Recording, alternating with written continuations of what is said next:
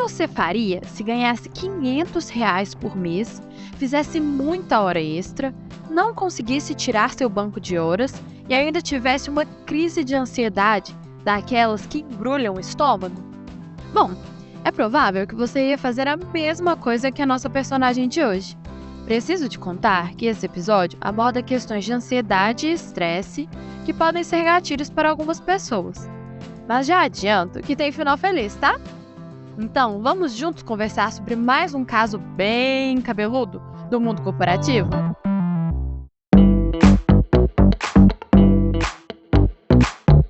Oi, meu nome é Fernanda Lima, eu sou analista de marketing da Conexa e esse é o podcast Querido Trabalho Duro, um espaço para compartilhar histórias de firma que vão te fazer pensar sobre saúde no ambiente de trabalho e às vezes vão te indignar, pode confiar. E tudo tem um lado bom. Ao final de cada episódio, eu converso com profissionais da saúde para compreendermos melhor os desafios do ambiente de trabalho. Então, vem comigo!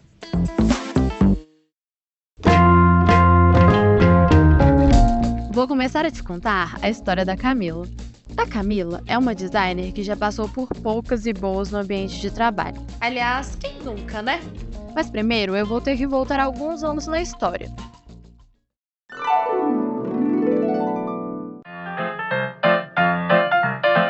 Vamos rebobinar lá para a infância da Camila, para você entender melhor a paixão dela pelo design. A Camila era uma criança que amava desenhar e se expressar por meio do artesanato. Pensa numa pessoa criativa que enxerga o mundo com olhos de curiosidade e paixão. Essa era a Camila.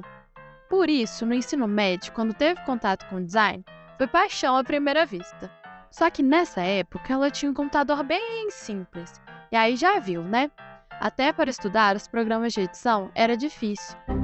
Ou seja, a Camila se formou em um curso técnico de design com muito sacrifício e muito desliga e liga de computador porque os programas estavam travando. Só quem é designer sabe, né? Estudar já não é fácil. Imagine então sem os materiais necessários. Mesmo assim, Camila lutou pela área que escolheu. Aí, a gente vai andar um pouquinho para frente e falar de quando a Camila já estava formada. E ela decidiu que ia encarar a faculdade.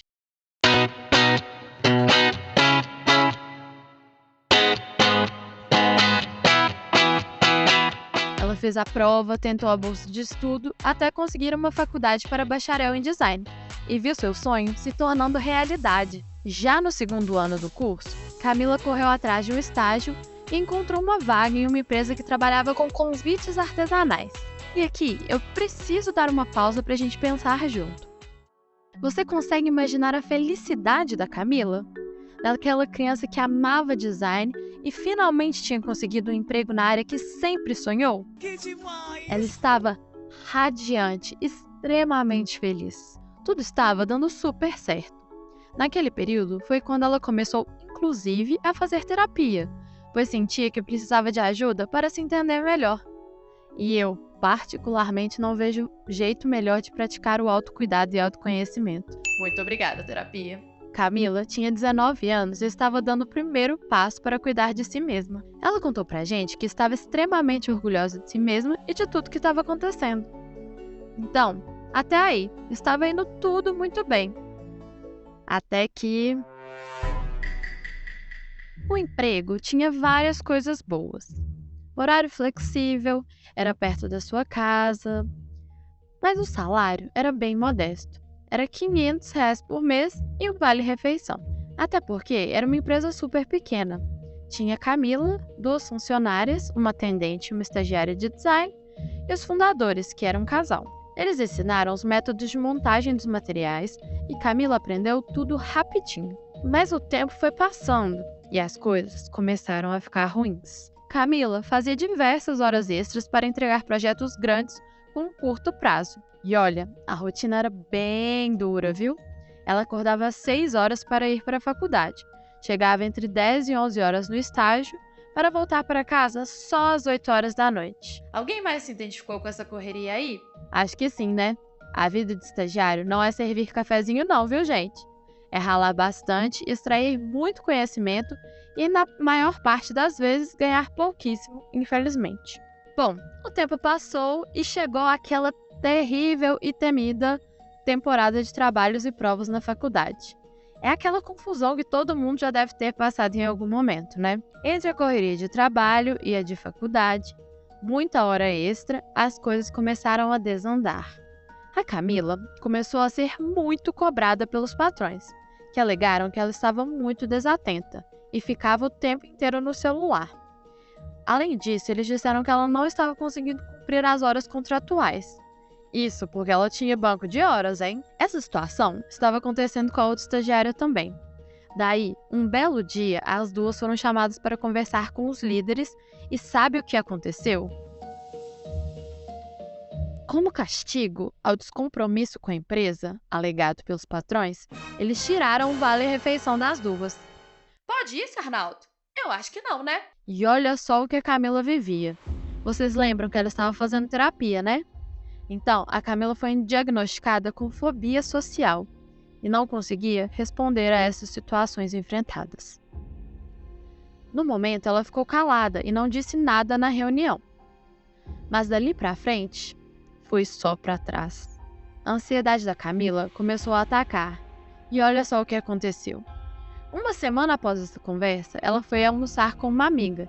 E vocês acreditam que o estômago dela fechou? Sim, ela não conseguia ingerir nada.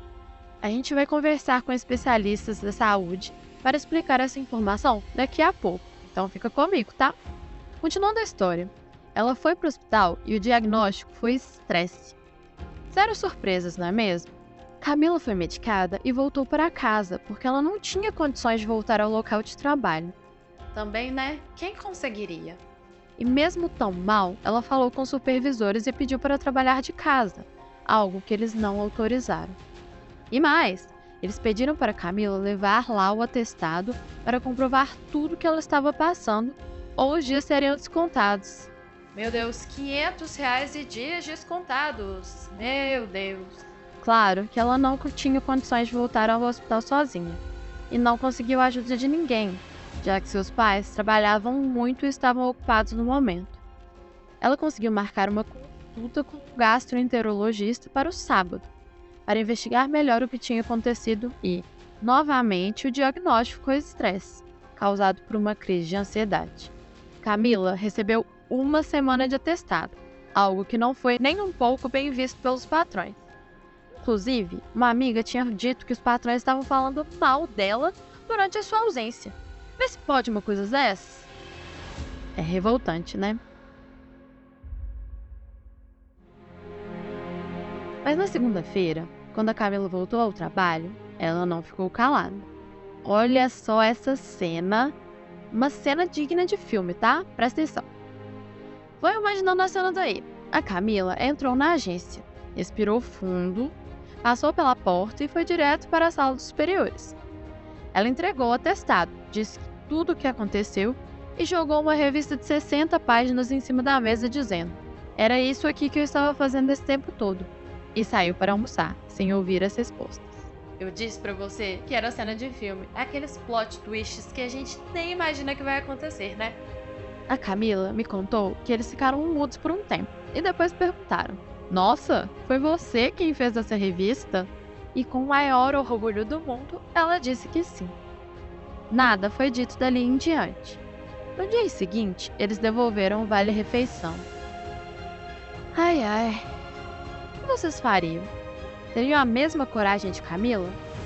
Eu não sei, mas amei que ela foi lá e contou tudo, mostrou seu trabalho e ainda saiu arrasando. Bom, no final, deu tudo certo. Olha só. Os chefes fizeram uma reunião com todos, dizendo que foram injustos com a Camila e que sentiam muito por toda a situação. Camila conseguiu um outro estágio e acabou deixando o emprego. Hoje, ela está formada, trabalha como freelancer e cuida de projetos de diversas empresas. Ela consegue fazer o próprio horário, cuida da sua saúde mental e está imensamente feliz. Muito bom, né? É uma pena que ela tenha passado por tantas situações ruins, mas foi muito bom saber que no final deu tudo certo e que ela está ótima hoje. Fico muito feliz por você, Camila. Eu não sei você, mas eu estou cheia de perguntas na minha cabeça depois de ouvir a história da Camila. Por isso, convidei alguns profissionais para bater um papo. Se tem uma lição que podemos tirar desse episódio é que o bem-estar no trabalho importa, certo? Por isso, conheça o BET, o programa de cuidado integral com a saúde da Conex e promova um ambiente de trabalho cada dia mais saudável.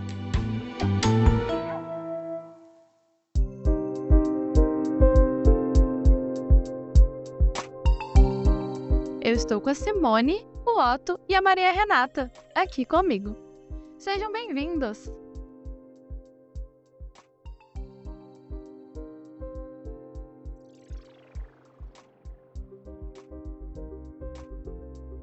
Olá, ouvintes. Me chamo Otto Weckendorf.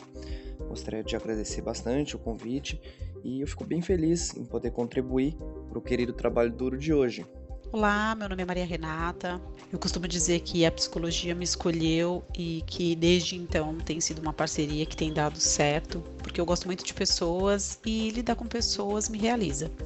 Estou muito contente de participar do podcast Querido Trabalho Duro, né? E ao ouvir as histórias apresentadas pela Fernanda e pelos convidados, eu relembro de algumas das minhas histórias de firma, porque sim, psicólogas também passam por situações bem esquisitas.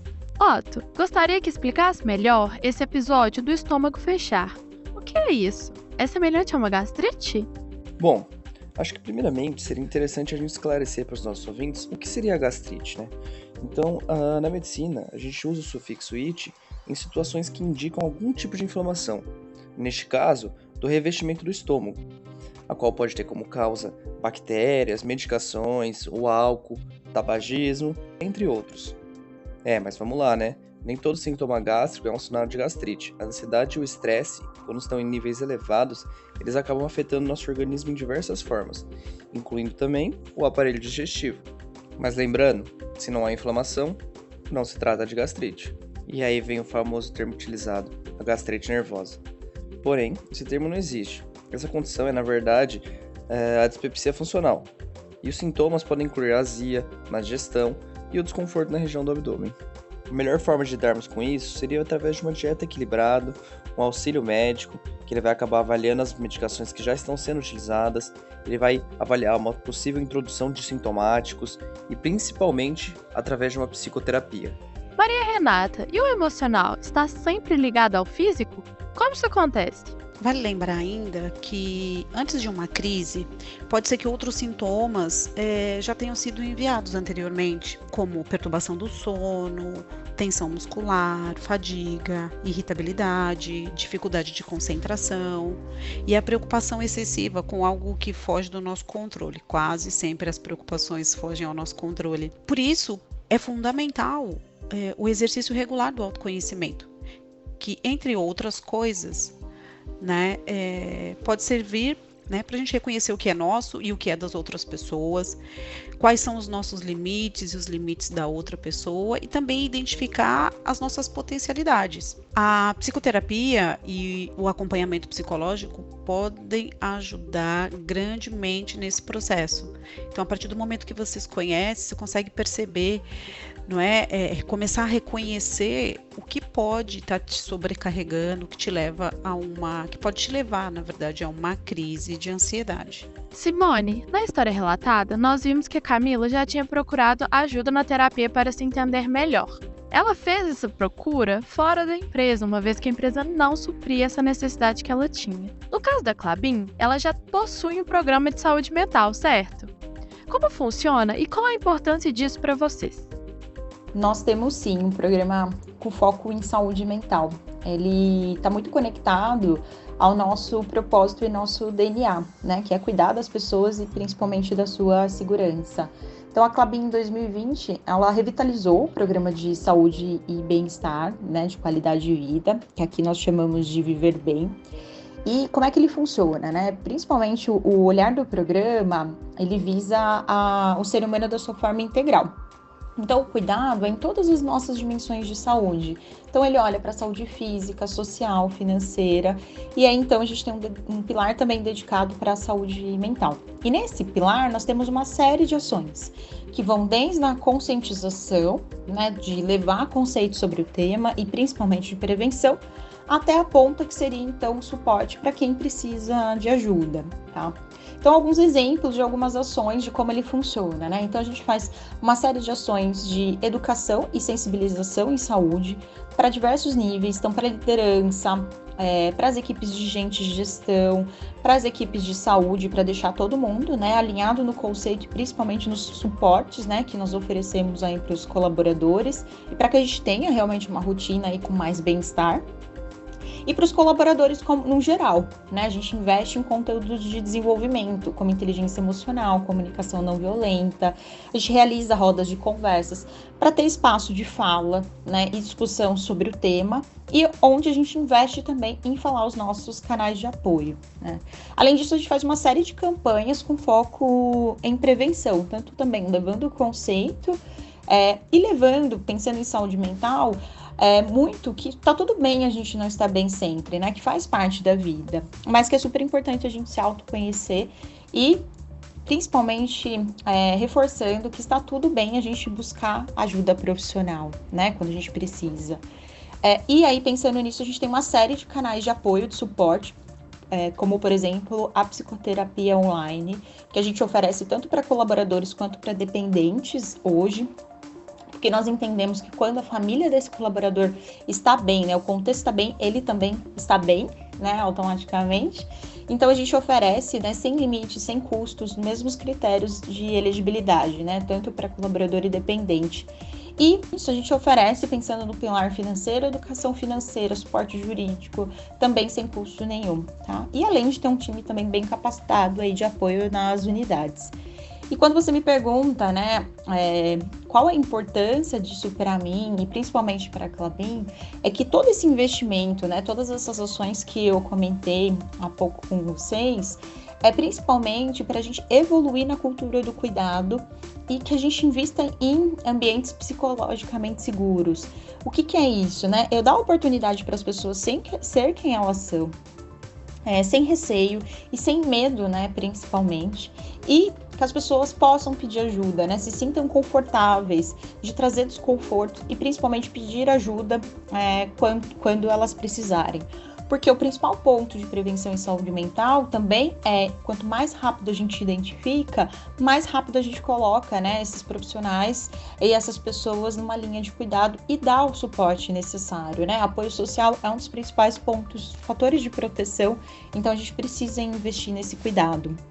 Doutor, quais os problemas de saúde podem vir a partir do emocional? E quais são os principais sintomas? As doenças psicossomáticas, ou também chamado de somatização ou até de transtorno somatoforme, são desordens emocionais ou psiquiátricas que afetam também o funcionamento dos órgãos do nosso corpo, né?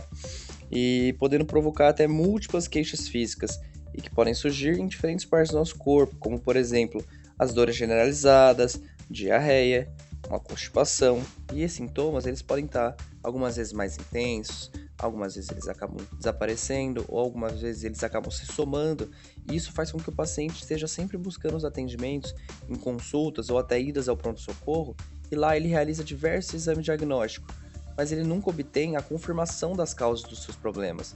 Por isso eu volto a enfatizar a importância do acompanhamento médico e psicológico, fazendo com que o paciente, através desse cuidado integral e longitudinal, ele entenda o porquê desse conjunto de sintomas e, com isso, ajudando a melhorar. A Camila chegou ao limite e teve uma crise de ansiedade. Além disso, ela não teve o apoio de seus patrões. Simone, como as lideranças ficam atentas à saúde mental dos funcionários na Klabin? Fernanda, esse é um tema fundamental quando nós falamos de saúde mental no trabalho, né? Esse papel concretizando, né, e trazendo práticas sobre esse papel da liderança. Esse tema, ele passou a fazer parte da jornada da liderança, que é o nosso pilar responsável pelo desenvolvimento de líderes aqui na Klabin. E nós tivemos módulos dedicados, tanto para a saúde emocional, falando mais sobre temas como empatia, vulnerabilidade, emoções, e nós tivemos talks e mentorias com especialistas específicas em saúde mental no trabalho, onde a gente teve a oportunidade de falar sobre fatores de risco de proteção para a saúde mental, a psicodinâmica do trabalho, como identificar e acolher quem precisa de ajuda, e nós sempre fechávamos falando sobre os canais de apoio, né, que nós temos aqui na Klabin. Principalmente para esse gestor indicar e encaminhar os colaboradores que precisam, tá? E também nós criamos, junto com o grupo multidisciplinar, um fluxo e uma cartilha, né, para apoiar essa liderança ali no cuidado no dia a dia. É importante a gente lembrar, né, que essa liderança tem papel fundamental, né, como eu falei na saúde mental. Primeiro, desse gestor olhar para a tua própria saúde, né, porque quando esse gestor está saudável, automaticamente a gente também tem um time mais saudável, né, e aí esse gestor também consegue fazer uma boa escuta e principalmente cuidar, né, fazer uma boa gestão do clima desta equipe, estimulando o respeito ali dentro da área, equalizando, né, essa carga de trabalho, esse ritmo de trabalho, essas metas, né, cuidando do processo de comunicação, reconhecendo quando algo vai bem ou não, né? Principalmente abrir espaço, acolher o que não vai bem, né? Então, seja na dimensão do trabalho ou na vida, né? E é justamente isso que a gente viu que a Camila não tinha. Então, quanto mais a gente trabalha, abre espaço, né, com essa liderança para ela se perceber e principalmente perceber e estimular esse clima mais saudável, a gente percebe que a gente evolui na cultura de bem-estar e de cuidado e a gente tem automaticamente aí mais saúde mental. Muito obrigada por ter chegado até aqui comigo. É muito interessante ver todo o conhecimento valioso que esses profissionais têm para compartilhar, certo? Se você tem alguma história inusitada no trabalho, é só entrar no Instagram Psicologia Viva BR ou Conexa_Saúde, ir no link da bio e preencher o nosso formulário. Muito obrigada mais uma vez e desejo um excelente 2023 para todos vocês. Um abraço e até mais!